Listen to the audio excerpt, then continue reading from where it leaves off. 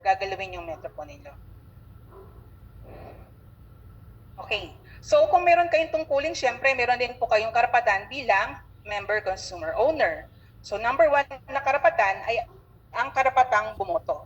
So, sino po yung iboboto natin dito?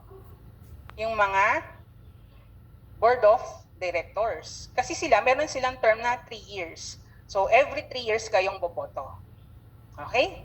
Next, maghawak ng halal na pwesto. Ibig sabihin nito, kayo mismo pwedeng tumakbo bilang direktor ng inyong lugar, ng inyong bayan. So kapag kayo yung nanalo, hawak niyo sila. Diba? Para kayong congressman. Meron po bang gustong humabol dito sa susunod na eleksyon? Ha?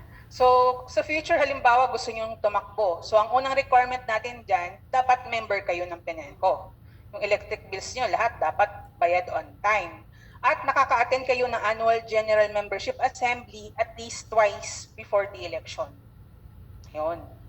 Next, mabatid ang mga bagay na dapat malaman sa kooperatiba. Si PENELCO merong Facebook, meron na din siyang website.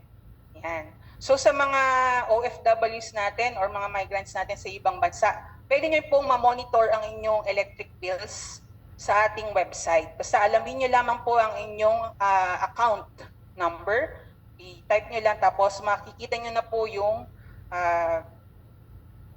statement of account po ninyo dun sa ating website. Okay? Next, magsuri ng libro de kwenta ng kooperatiba sa makatwirang oras ng pagtatrabaho. Kung gusto niyo pong silipin yung ating libro de kwenta, pwedeng-pwede po. Kasi kayo ay owner ng ating kooperatiba, di ba? So Mondays to Fridays, 8 to 5 p.m., pwede kayo makipag-appoint dito sa main office.